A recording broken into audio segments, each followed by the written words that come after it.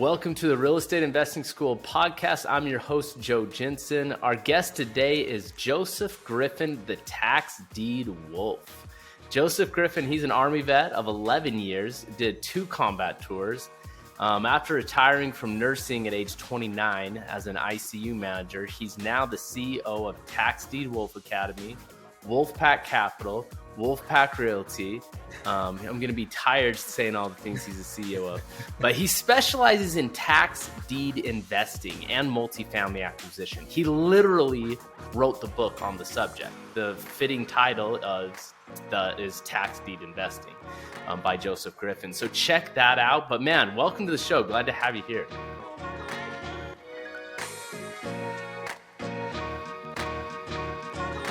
Thanks, Joe. It's always a pleasure, being with like-minded individuals. That's how we grow. So pleasure to be here.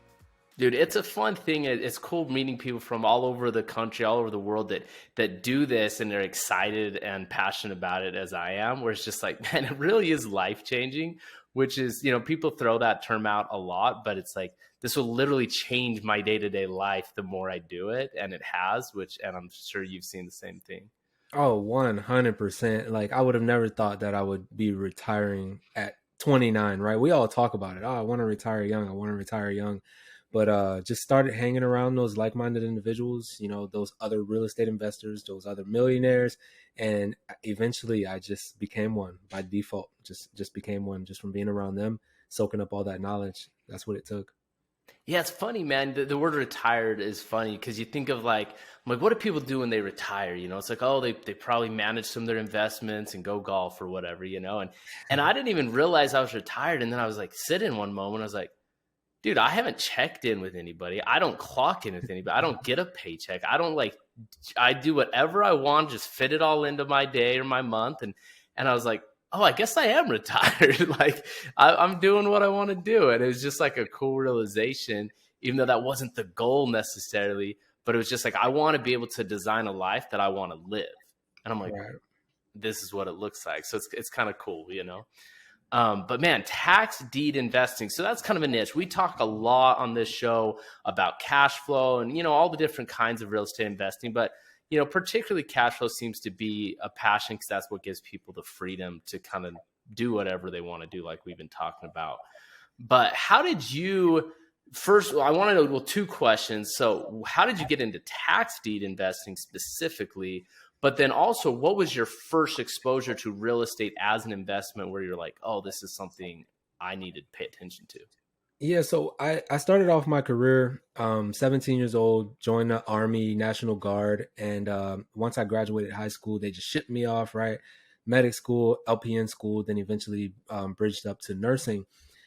Somewhere along this time, we ended up in Afghanistan in 2013, OEF 13-14. And my squad leader. And that was your first tour? Was in Afghanistan? I went to Afghanistan. I was 20. I turned 21 on the way there, right? Wow. And my squad leader is like, man, have you ever heard of tax deeds? Because we live tax free over there. No, we don't have to pay for water, no gym memberships. Like, we're just making money. And he's like, you ever heard of tax deeds? And when he was telling me about it, I was like, man, it sounds like a scam. It kind of sounds like a scam. And after looking into it, I was like, holy, why don't people know about this stuff, right? Why don't people know? So after that first deployment, my intro to real estate was I qualified for a VA loan, and I actually got my first house for $78,000 in Florida, and I spent no money to get it, 0 money down. We negotiated, and the seller covered the closing costs and everything. Yeah, so I literally just got the keys. Here I am, 22 or 21, going on 22, and I had a 3-bedroom, 2-bath home, and shoot, that thing today, I haven't refinanced it, right? It's over $300K. And I got it for just $78,000. So I was like, man, this equity stuff is really cool. Fast forward, I'm nursing, making a little bit of money. And I looked back into the tax deeds because I didn't jump in 2013. It wasn't until a few years later. And I looked into it and I was like, I'm making a little bit of money now as a nurse. How can little old me compete with these millionaires, right? How can I get into real estate investing like they are? And tax deeds was the way. I went and used my VA loan a second time, right? Got a second home. And then I purchased another a second home in that same month for $3,000 through tax sale, and then a third for $1,900 through tax sale. So in 30 days, less than 30 days, I had gotten 3 properties and I had used less than $6,000. That's awesome. Were all 3 of them VA loans? No. The first one, well, this was my second home at the time. It was a VA loan, but 2 of those were tax sale. So in that one month, I used a VA loan again, no money down, and I got a $3,000 tax deed property and a $1,900 tax deed property in Daytona Beach. What's up, guys? It's Brody Fawcett. Hey, I just want to jump on here really quick and say thank you for tuning in and listening to the show week after week. It means so much to us. Real quick, if you are getting value out of this, please go ahead and leave us a review, and feel free to share this with anyone who else you think might receive some value. And if you feel like you could benefit from working with us directly through a one-on-one coach like Joe, or through our trainings and online program, head on over to realestateinvestingschool.com, where you can schedule a free one-on-one strategy call and dive in to see if Real Estate Investing School will add some value for you. Man, so many things there I want to unpack. So one, like obviously, thank you for your service. Like, that's cool. Like I never have done a tour. I've never been in the Army. I have had family, but I couldn't imagine being in Afghanistan at 21 years old. Where was your other tour that you served? So it wasn't quite a tour. I went to Kuwait for another year. That wasn't really a tour, but it was being away from family for a year. So yeah, for sure.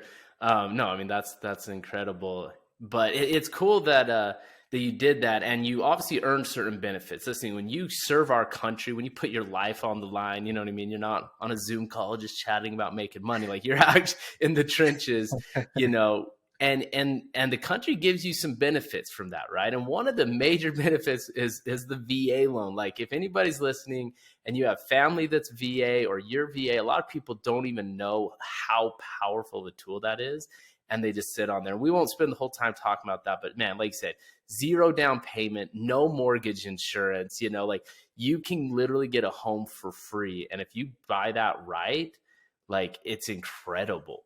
And that's what you did, which is just so cool. I love that you took advantage of something that you had earned like that. And, you know, for anybody in that position where they can, it's like, jump on that. Yeah, definitely. And I used it twice, right? There's not a max anymore, right? As long as you qualify for more benefits. So I had 2 VA loans at one time. I was like, wow, this is crazy. Yeah, that surprised me. I used to think you can only get one, like an FHA loan, like only one at a time. But it's like, no, you have a number, like how much they'll lend. Like, you can loan against like 400,000 or 800,000 or whatever. Mm-hmm. But you could do that on 2 or 3 different homes as long as you hit that number. Is that correct? Yeah. There's not even like awesome. There used to be a cap, and apparently that's gone. It just goes off of area and zip code or whatever. So if you live in California, you might qualify for damn near 1.5 million. You know, who knows? Really? So, yeah, it's so nuts. It's just what you qualify for. They don't have a cap anymore. Yeah, it's just what you qualify for based on your, you know, credit and area you live in. Apparently, yeah. Wow. Well, that's even better. Take advantage. If anybody's listening, if you have family that's VA and they're not taking advantage of it, chat with them, figure out how to help them. If you're VA, definitely like get that taken care of. But anyway, so you bought this, kind of dabbled in it. You're like, you saw the benefit, and that's how a lot of people do. That's how I did too. You know, I bought a couple things. So I knew real estate was cool. And then it wasn't until a few years later that I'm like, wait, I made how much just by making money? I rented this out. I'm making cash flow. And then the thing went up $100,000. Like, I've done a lot harder things to make $100,000. Like, that's really cool. And that's kind of what lights people's fire. And I know as educators, you know, we kind of want to help people, hey, catch the fire now. Don't have to wait 5 or 10 years and then go, oh, I should have gone harder. Like, go hard now, because it's going to just keep going up in the long run anyway. But you had someone in the military that kind of turned you on to the tax deed stuff. That's pretty cool that you had a starter mentor or whatever you want to call him that kind of opened your eyes to that, even if you didn't jump on it right away. Well, what's funny is he only saw the video like on YouTube, like really quick, and he's not even doing it. That's what's funny. Okay. It's just like topic. Yeah. He's just like, oh man, have you heard of this? And, you know, we're just talking one day, and he didn't even do it. He was just like, yo, you might want to check this out. And it's Interesting. funny, I was on a TikTok live the other day and he actually popped up on the live. It was hilarious. Yes. I was like, yo, what's up?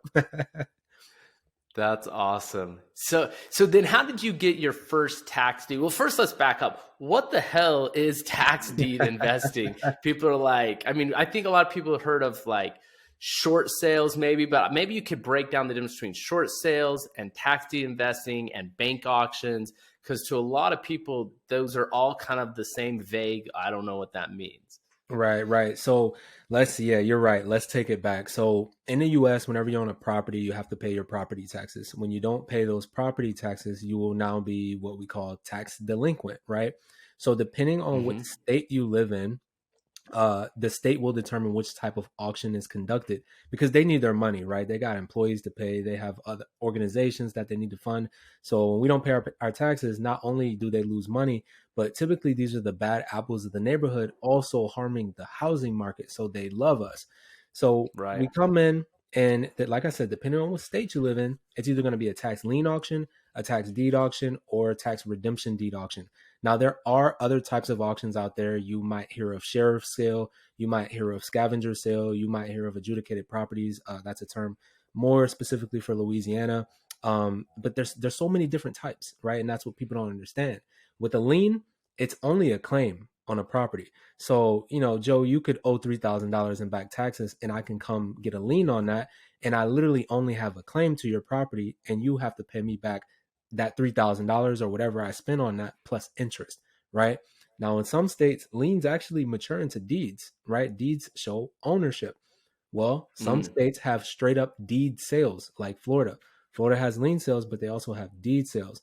I can go to Florida online auction. We have 67 counties. Most of them are online. I can win today, and that deed will be mine tomorrow as soon as I make the payment, right? It's mine. So I don't have to worry about an owner coming back and paying me with interest to keeping it, or a redemption period. The third and final one, taking a little breath here, right? The third, Yeah. the third one, and it's not the final one, but these are the main three types that you'll hear about. Tax redemption deeds. These are states like Georgia and Texas.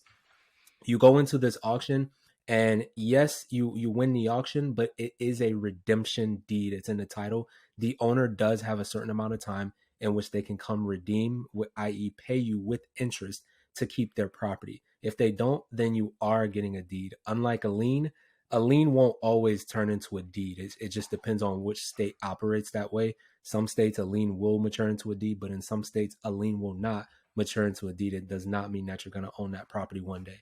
So that's that's Yeah. tax sale in a nutshell, and under what, a minute? Tax sale under a minute and a half. That's good. So to unpack that a little bit. So if you go buy one of these things in an auction, if you're buying a tax lien, like you're just buying the debt where, hey, now they have to pay you instead of the government because you bought it for, let's say someone owes $5,000 on their taxes. You could go on their back taxes on their property. You could go buy that maybe for what, 2,000 or something like that. And now they owe you that, or in It the would be full the full. 5,000. It would be the full amount typically. So you Whatever pay the they full owe. amount. Yep, you pay the full Okay. amount, and then they have to pay you back that amount with interest if they want to keep their property.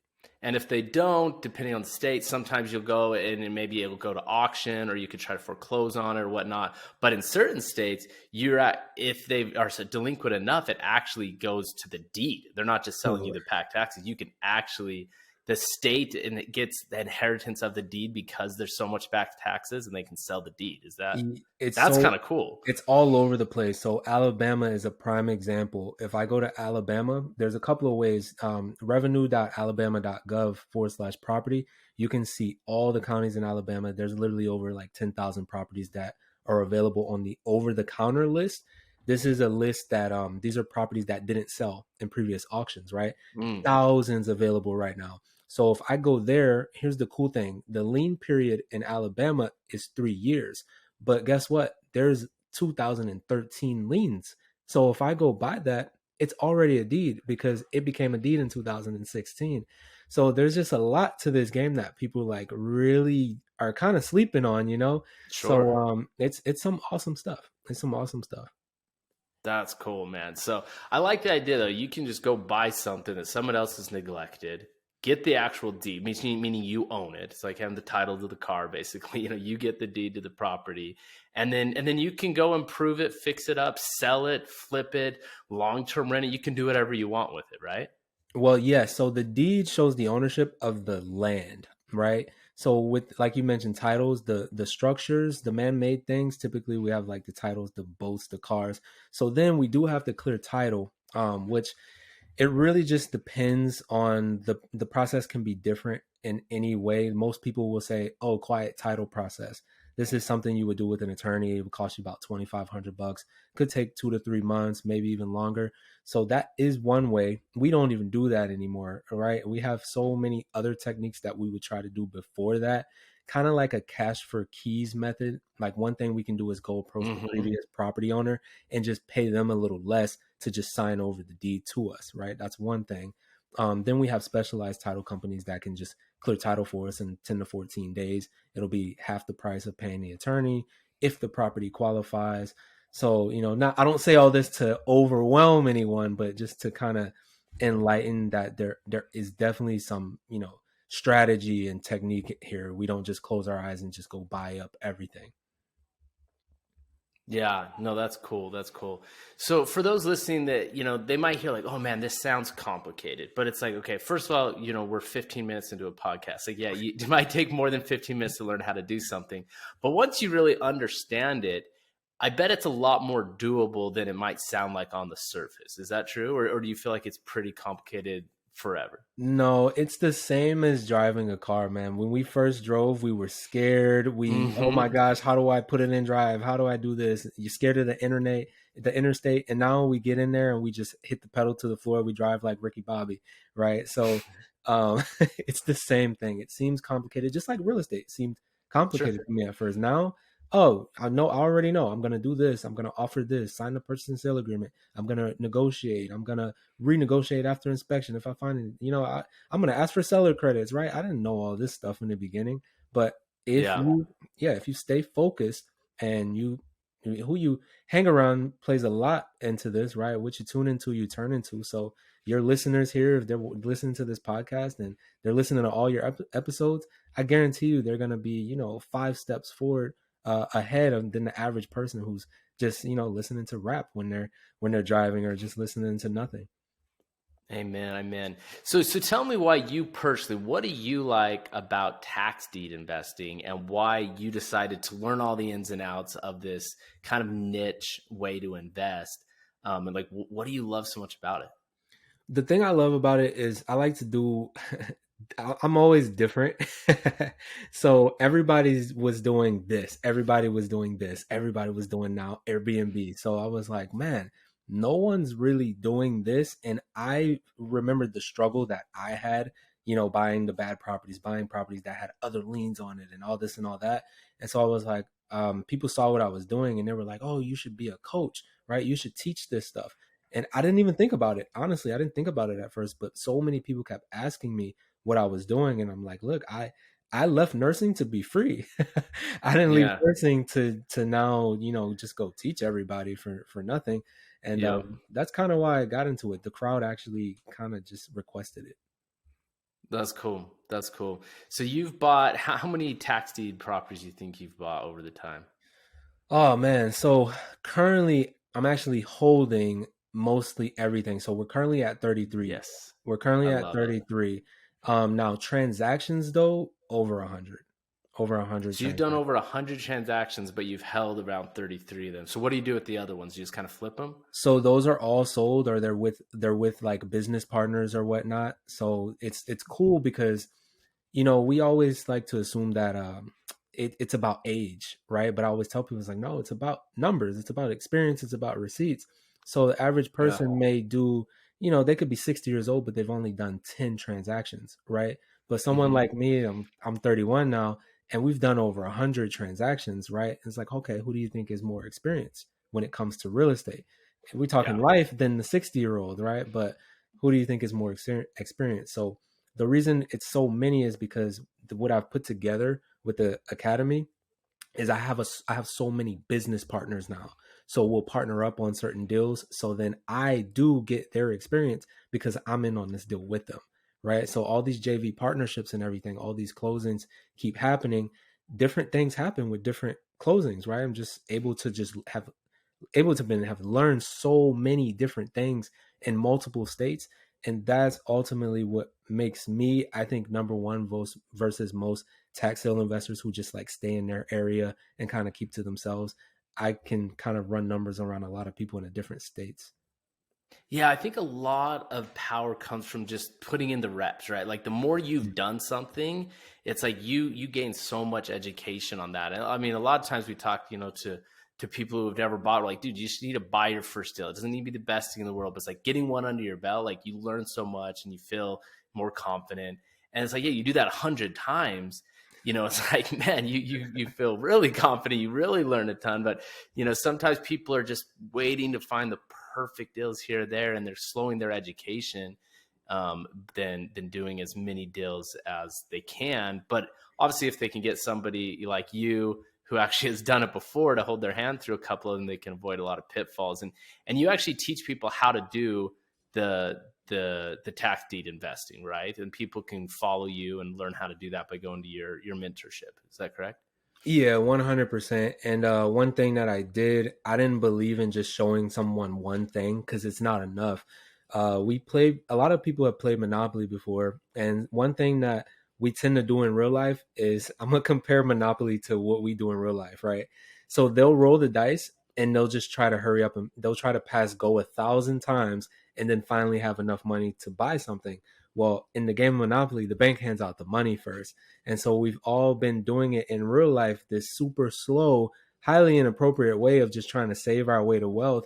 And so that's No. something that we have to teach. Step one, hey, credit profiles should look like this. Hey, this is what business credit is. This is why business credit is better. This is how you, get these lines of credit. This is how you invest. This is the returns you should look for, right? Cash on cash returns, cap rates, purchase cap. Like we're literally really diving into this thing. So they come in and they're like, man, I thought I was just gonna learn about how to just go get something for $2,000 real quick, and then they just get so much stuff, and then now they're real estate investors. They're cutting hours on their jobs, right? Some of them leaving their jobs. So it's just been, man, it's been amazing. Yeah, let's talk about debt a little bit. And I like the analogy you use, right? Like you play Monopoly, the bank gives out the money at the beginning, and then you get to play the game. And you're like, no, that's how to do it. Like that is the right way to do it. Don't try to like earn your money beforehand. You're not going to earn your way to wealth, right? And that's a hard thing. A lot of us have to shift that mindset and perspective because obviously debt is it's like fire, I say, right? It can burn you or it can, create iron and food and whatever if you use it wisely, but it can be bad. And a lot of times people grow up just being told, hey, don't touch fire. Right. And so like, oh, I'm going to stay away from debt. So explain to me your perspective on that and what you mean by the bank giving out the money and how people can take advantage of that. Yeah, 100%. So what I did, full transparency, when I first started and when I first had at a million in equity, right? I call myself a broke millionaire, right? It's Yeah. like Yeah. they're like, "What do you mean you're a broke millionaire?" I was like, "Well, I have $1 million in equity, but guess what? I'm broke because I used all my cash Mm-hmm. to get these assets."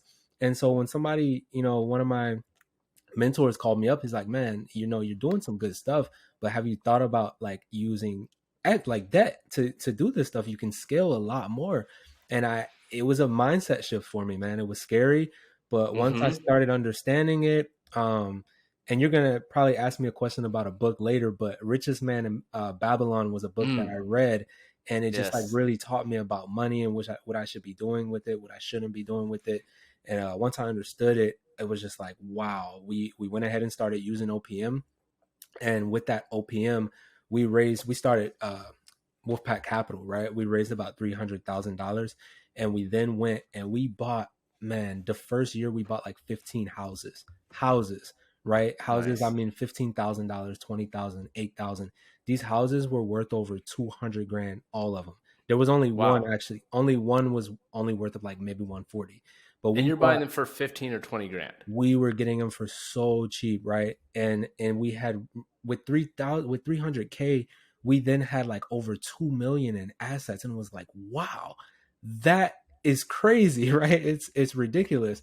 So that's when I knew I was like, okay, I have something really good going on here. Yeah. And everybody wanted in on it. So then investors were like, hey, how can I, how can I get in on it? How can I get in? And I was still scared. I'm not going to lie. I was still scared. It's like, I don't want anybody else's money, but it's something I had to be coached through, to be honest. I had to get a mentor. They coached me through it. And then now I'm like, okay, we got this nice thing going.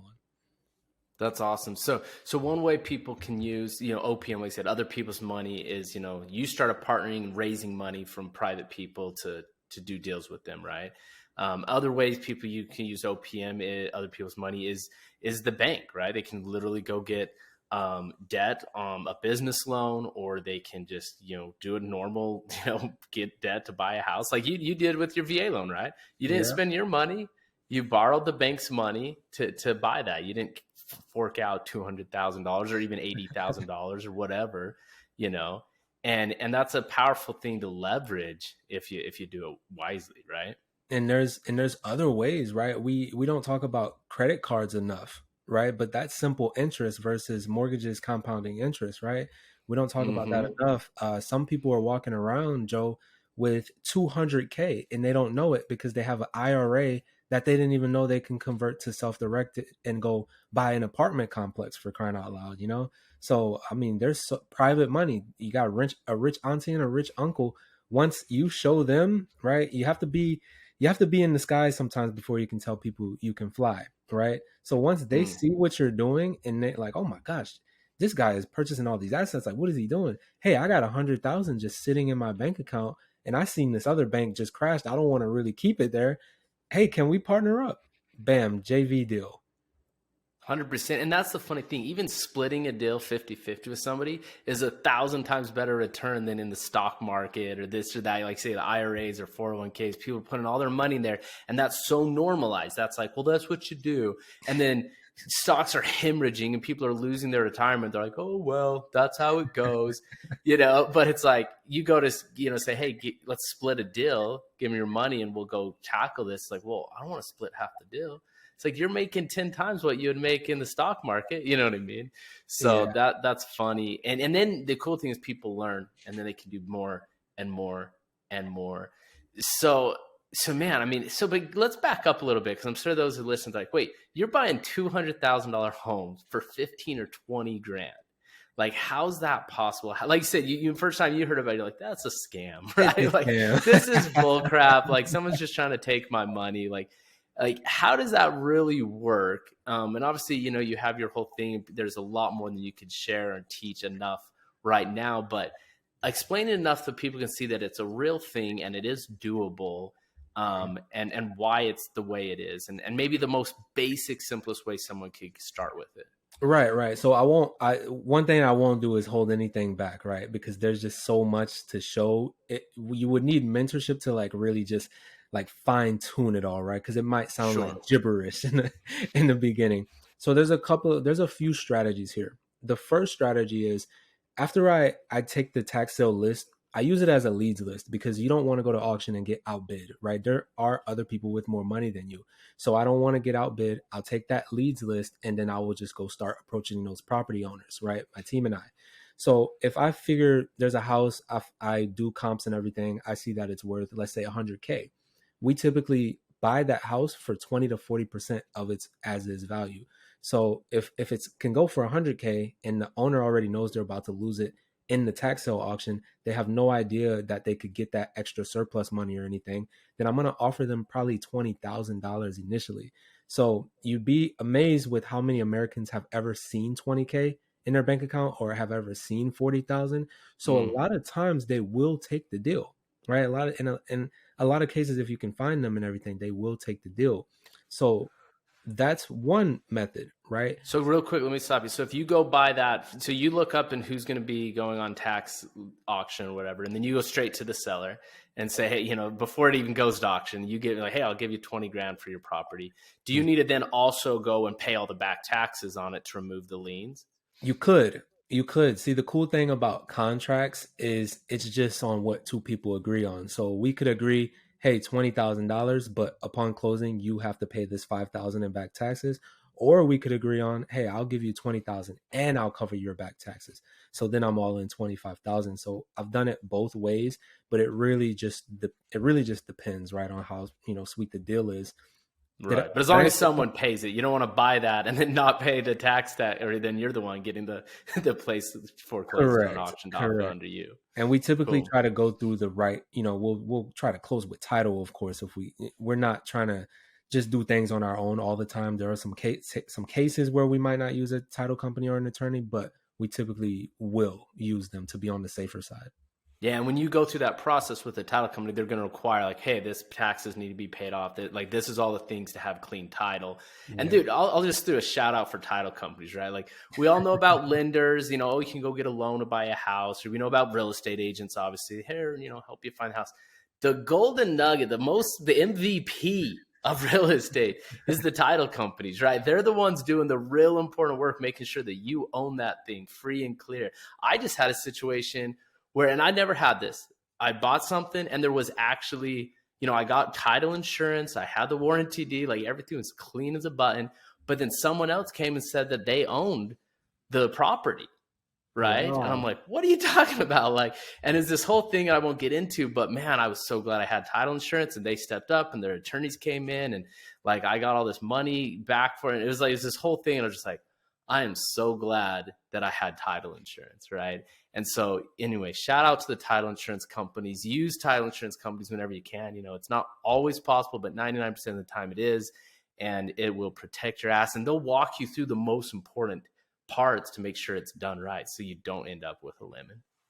Yeah, 100%. We always try to go that route, give ourselves ample time. And another thing they're checking for is other liens on the property, right? That alone is a good reason to go to the title company. Make sure you won't owe any money when you get that property. So 100%. That's cool. I love that, man. So anyway, I interrupted you though. So the one way you do it, you're saying you find them, you go to the seller first, or the owner, and convince them to be a seller, and they sell you the property instead of going straight to the auction. Yeah. So then there's a couple of other methods, right? You're seeing a lot more of these, you see a lot more of these JV partnerships, like, hey, let's partner up. Another method is you actually partner up with the owner. Like, hey, I can give you this much for your property, right?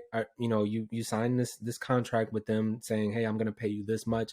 You partner up with them, you do the rehab on the thing and everything. And then now you can just actually sell it for market value and then pay them what they wanted. And then you get also this nice chunk of change, right? You see a lot of people starting to kind of do that method nowadays. It's pretty much a little creative, right? It's one of the creative deals. We do have seller finance, right? You could do that. Like, hey, look, I'll give you this much and then I'll pay you this much over time, right? But then, of course, you're going to have to cover the back taxes. Just so many things people are not thinking about. But the real gem here, and then I'll take a breath, right? The real gem that we started doing, this will probably be a little next level for most people, but we decided, or we came up with this idea that people wanted more time instead of money. So what we started offering them is a contract in which we would give them the money and pay the back taxes for them, right? But then they would have to sign the deed over to us. And then if they don't redeem with that extra time, then we keep the property. So break that down. When you say they want time instead of money, what do you mean by that? Like, so more time to think about the deal, or what do you mean? So let's say, Joe, your auction for your house is coming up next month, right? And you need $16,000. Not many people can come up with $16,000. Like, I don't have it next month, but if I had 6 months, exactly, if I had a year. So we would give you that $16,000 to cover your back taxes, which we would pay it, right? So now you're not about to lose your house next month, right? So now you have 6 more months, but it is a deed of trust. So you have to sign that deed over to us while that loan is out. If you don't pay us back in the right amount of time, then the deed's already ours. I love that. Man, what a win-win, right? Like, what a cool situation. Because really, you're saving someone's butt. Like, if I'm in that situation and I'm like, dude, I have a month, I'm screwed, right? But you go, dude, I'll give you 6 months or a year. It's like, you're giving me a second chance. You're giving me an opportunity to save my home. Now, I might not deliver on that, but either way, so you have an upside if they don't. If they do, you're probably charging some interest, so you're still making Definitely. money for Definitely. fronting it. So it's like you're either going to make a little bit or you're going to make a lot, and either way, it just saved this person's ass and gave them time Mhm. to to to figure it out. I love that, and they're not just like, oh man, you're taking advantage of me while I'm down. You're like, dude, I'll help you back up. You know what I Mhm. mean? And then go fight your fight. We've You know what I become mean? note holders too. We found we had one, they had 12 units in their mortgage. They had a mortgage still. Um, and or, no, they didn't have a mortgage, but their taxes were just so high or something. I forget what the case was, but we actually gave them the money and we're like, you know what can you afford? Let us see your T12. Let's see your profit and loss and stuff. Let's see what you Mm-hmm. can afford. And we're like, oh, well, we can afford 2,000. And it's like, all right. So we'll pay this, we'll pay off whatever they had a small mortgage or something left. I don't quite remember all the details, but we paid it off. We ended up only paying like 80 something thousand total, right? Taxes and mortgage. And then they were Mm-hmm. paying us $2,000 a month.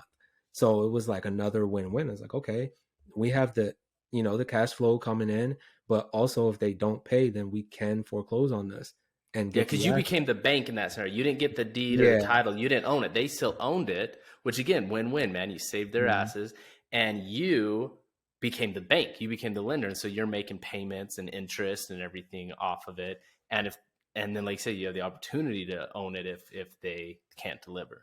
Right. It's just so many creative things that people don't, it's scary, right? It's scary because if you don't have an attorney, I don't do this stuff by myself. Like full transparency, I don't know.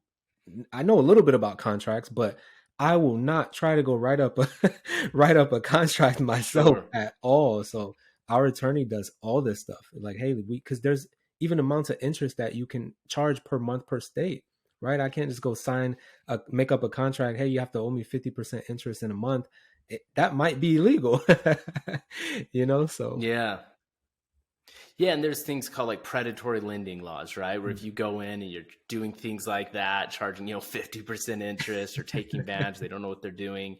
That can blow up in your face if you're not doing it right. So man, Joe, so there's so many things here that I'm just like, I think this is such an interesting topic. Everybody obviously likes to get a good deal.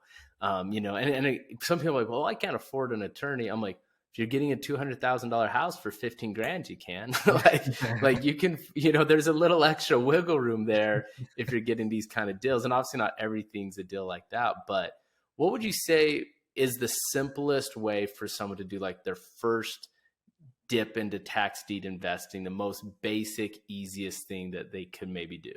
Okay, so if somebody has about $3,000, if they don't, then they'll probably need to find me on IG and let's talk. But get Right. some business credit, get some credit card, get somehow, some way, get at least $3,000. The Okay. quickest thing that you can do, step one, you're gonna go to your county clerk of court. All right, wherever you live, county clerk of court will typically be your first step. Once you go to your county clerk of court, you then need to find that tax sale list. So what you're looking for on that website is anything that says tax sale, tax delinquency, tax foreclosure, tax lien, tax deed, sheriff sale. There's a few other things that could be called depending on where you live. If you don't see it, there's a contact us section. Call them up, and you can literally not know what you're talking about, and they'll figure it out. Like, hey, what happens when people don't pay their property Mm. taxes? Can I get those properties? They're gonna be like, oh yeah, you go to this website. They might tell you, hey, we have auctions every month on this website, or they may tell you, hey, we have annual auctions only in May, or whatever they tell you, it's going to be different. Once you find this list, I want you to, of course, due diligence. That's a class in itself. Once you get Yeah. that list, you're there. You may have to register, you may have to put some sort of deposit down or whatnot. But if you're already a savvy real estate investor, then you kind of already understand due diligence, right? You want to make sure there's no other liens on it. You want to make sure you know the value of the property so you know how much to spend on it, right? You don't want to overpay, especially in this market.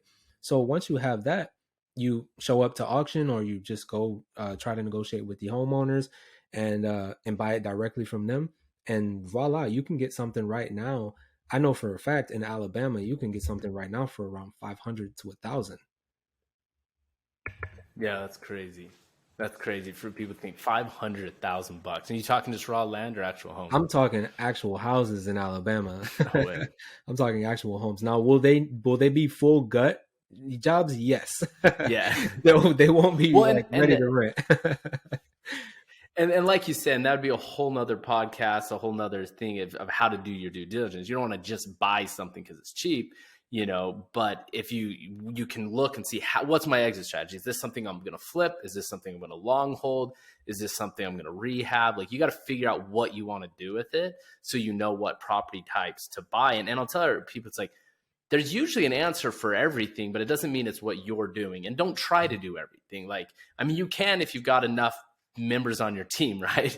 Where you've got people to kind of spearhead everything. But if you're just you don't want to be trying to do every different type of strategy. Like, pick one, start with that, and find the deal that actually fits your strategy, whether it's long hold or flip or value add or whatever you want to do with it.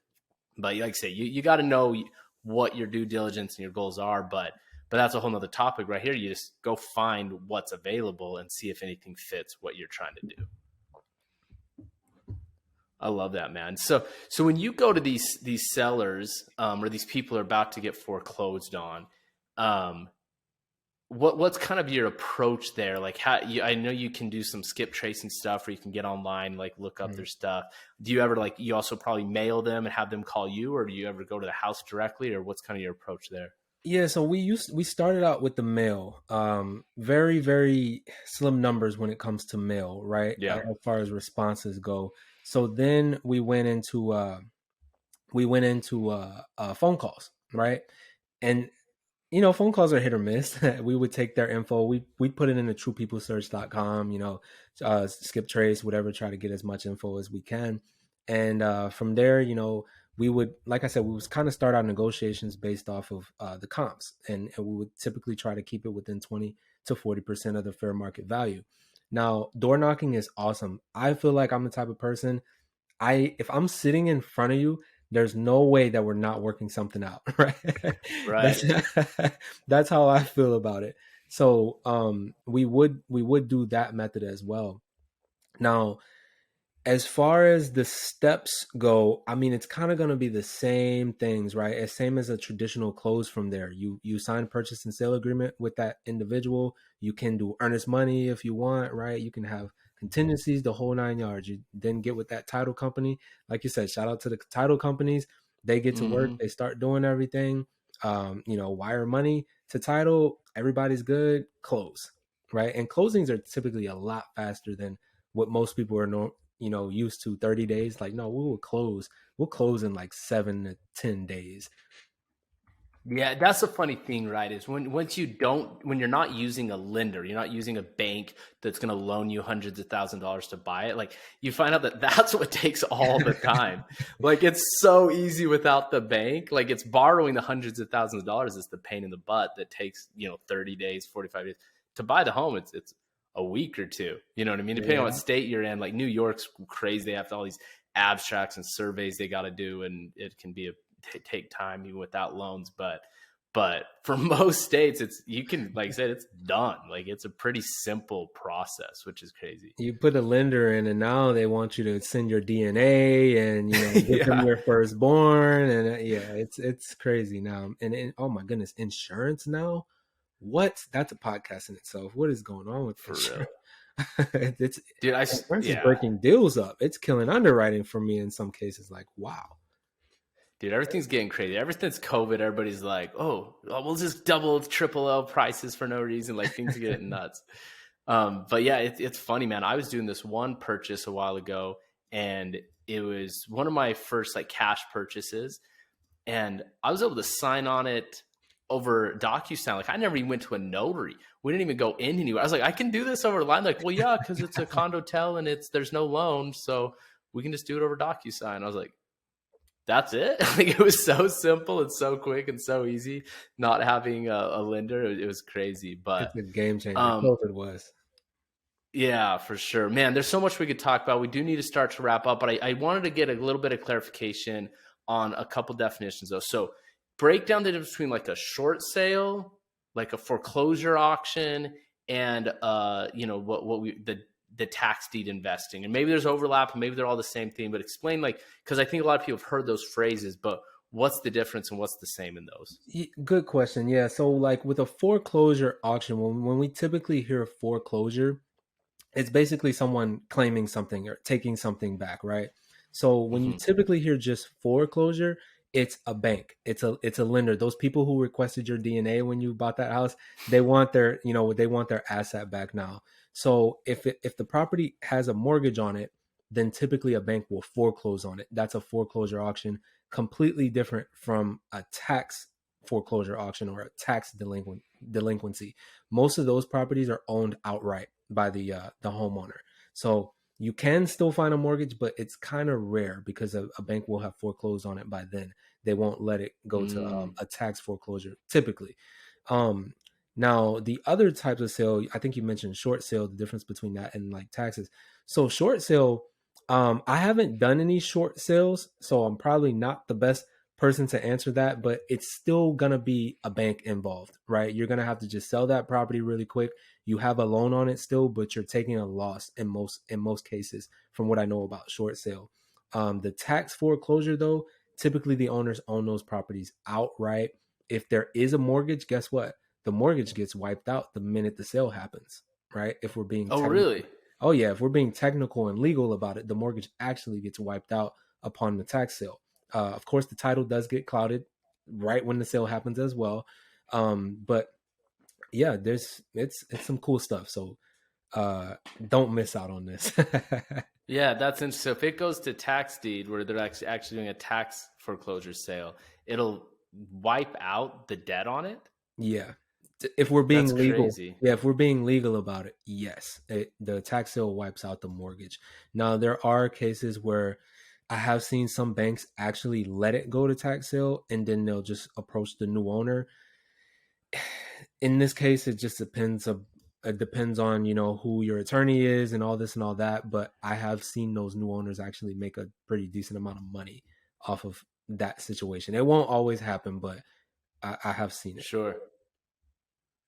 That's interesting. I assume most lenders, like the banks, would not want it to go there, especially if it's going to get rid of their debt on it. So they probably make sure the taxes are even paid in escrow, whatever. That's why they do that, and then they can foreclose before I it's guess. going Yeah, I guess it to depends on the tax. asset. So what they told me is that it's easier for them to just try to come after the new owner than foreclose on the property themselves. Apparently, I was like, whoa! It was new to That's me. It was crazy. something pretty recent. I hadn't run into it until it was like last year. I was like, wait, what? Okay, all right. That's interesting. And it's funny because there's so many nuances in real estate. It's like, man, you could do 100 of this, and then there's like, oh, there's another thing here and another thing here and another thing here. And that one thing that's kind of exciting about it, it's like it's actually engaging to be in this industry because there's always more to learn and do, no matter how much you've done of what you're comfortable with. But man, that's exciting. This is super cool.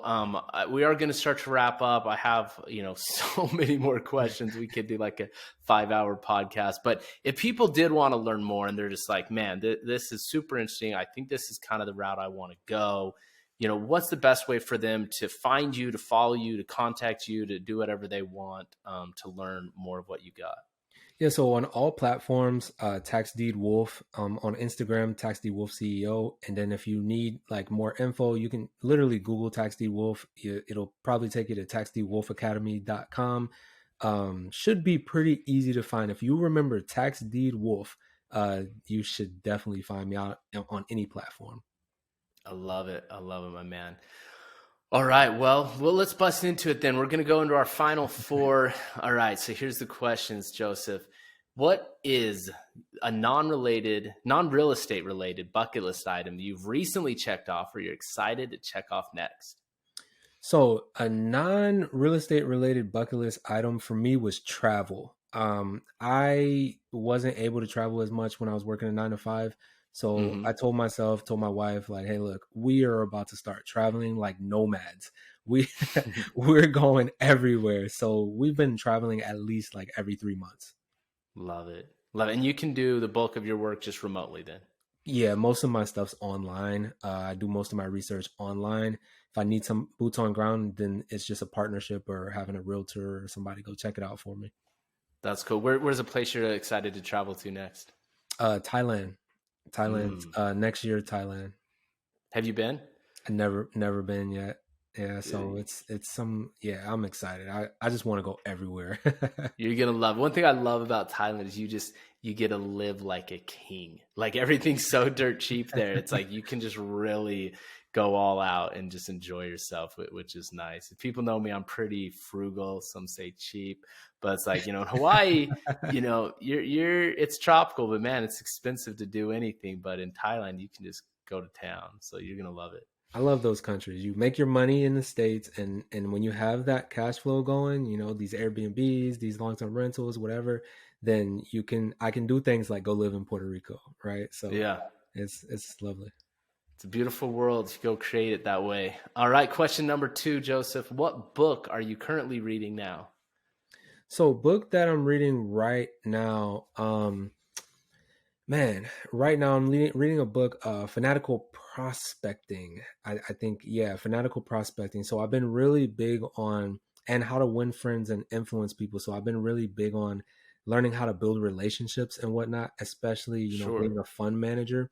So started really diving into how to connect with people and, how to influence people and basically, I don't want to say like how to get your way, but how to win the Jedi mind game, basically. Yeah, well, and the cool thing, a lot about what you've talked about, if anybody's ever read The 7 Habits of Highly Effective People, which is like one of my all-time favorite classics, it talks about win-win or no deal. And I just bring that up because I feel like all the things you talk about throughout this whole podcast, I'm like, that's a win-win. That's a win-win. Like, that's so good for the person that's getting foreclosed on. Like, that's so good for this person and you. Like, I love win-win situations because you can go in and it's like you can sell someone on it. You can influence in them. And it's like, it's so much easier to do if they're going to be stoked on it. You know what I mean? So anyway, I love that. All right. Question number 3, what content, book, podcast, course, YouTube channel, etc., besides anything we're involved with, what would you recommend people check out? So I would recommend everyone to go download Clubhouse. It's an app. It's on iPhone. It's on Android. You literally go there and it's like networking right through your phone. We have stages and literally like I can make a tax deed room. I'll open up the room, almost like Twitter Spaces, right? I'll open up the room and I can just get started talking on various topics. You can come in, you can raise your hand, come on stage, ask questions. That app we've done so much networking on that app last year. I have so many wholesale connections. I have so many real estate agent connections, lenders, like private money, all from that app. Wow. So it's called just Clubhouse. What do it look like so they know they're downloading the correct one? It's like a bunch of people. I think it updates all the time, but it looks like, it's like 3 girls laughing right now, but it's a good one. It's a good one. Yeah. I'm just looking it up right now. That sounds super awesome. So just Clubhouse. Oh, and it's like the first one that pops up if you type in Clubhouse, one word. And it's it's like a black and white photo, right? Yep. Yeah, that's sweet. It's check it out, everybody. That's cool. That's a good recommendation. I like that. All right, man. Well, we'll ask you one more question, let you get out of here. You're about to pull out your phone, and all of the phones in the whole world are about to buzz, vibrate, and ring because they're getting a message from the tax deed wolf. What's that message going to say? Man, that message is going to say, the best time to plant a tree was 10 years ago. Get started. That's all it's going to say. Right. Like you said earlier, people are just waiting for the right moment. Like the right moment was 5 years ago. You should have already started, so just get started. Love it, man. Can't say it any better than that. Well, we'll let you go. This is Joe Jensen signing off for the Real Estate Investing School podcast, reminding you to get started.